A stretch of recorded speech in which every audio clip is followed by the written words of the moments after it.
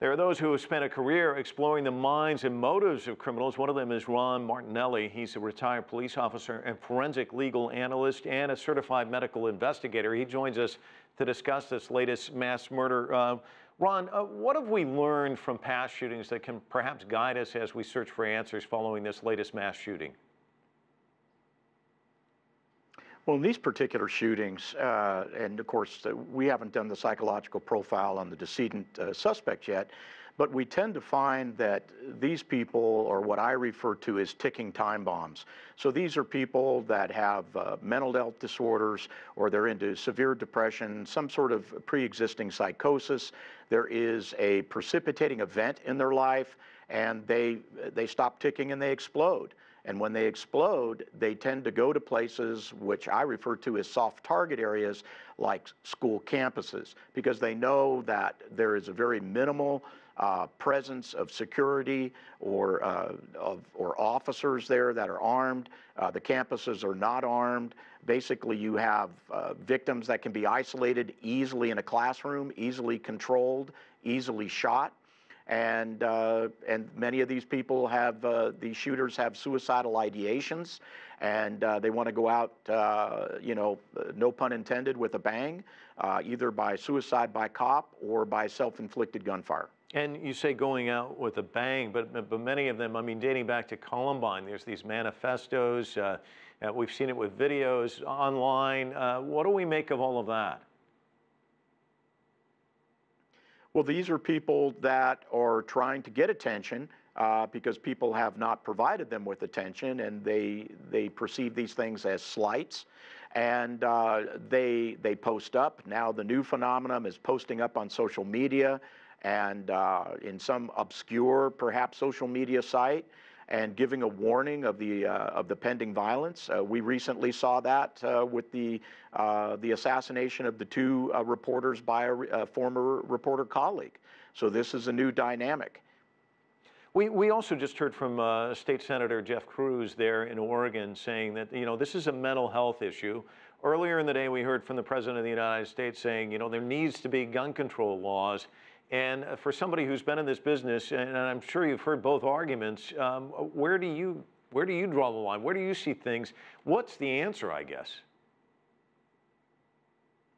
Well, there's no one answer. There is no one panacea. And by the way, if your viewers go to my forensic site at drronmartinelli.com and they look under ticking time bombs, I discuss the entire gun control issue, and I have to agree with the state senator. The president is absolutely incorrect and uninformed or misinformed.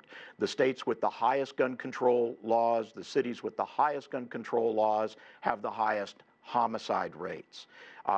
One of the things that has been presented is, and by the way, we have plenty of laws on the books. Okay, what we need is enforcement of the laws that we have, and especially on the forms that you have to fill out when you get a handgun or any type of gun that asks you about mental health background, prior arrests, and things like that. And what we find is that the government, they speak a great game, but they have zero follow-through. If you remember the shooter in the Charleston, South Carolina, mass murder, he shouldn't have had a gun, and he was not. He slipped through the cracks, and that's a federal government problem.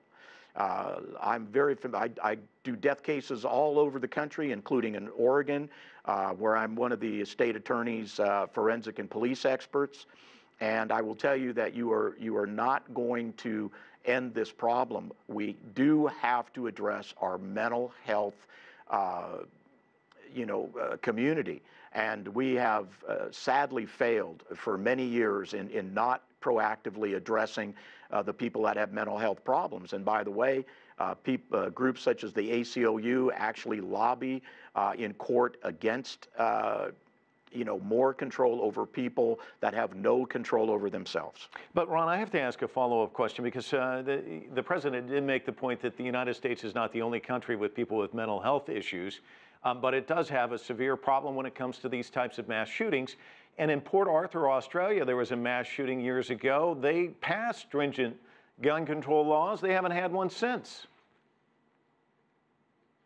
Well, I think you have to compare apples with apples. And if you take a look in Australia, if you take a look at the mass shooter in Norway that killed 76 people, and some of the other countries, and again, that article is found on my drronmartinelli.com site, you can see that these countries have practically no guns. They have such stringent things. So when something happens like that, you have to compare that to a freer nation that has, several incidents a year, to a country that has no guns and has 1 or 2 incidents a year. So I think as a criminologist, I would tell you that, we can't skew those statistics. All right, Ron Martinelli joining us from San Antonio, Texas. Thank you so much.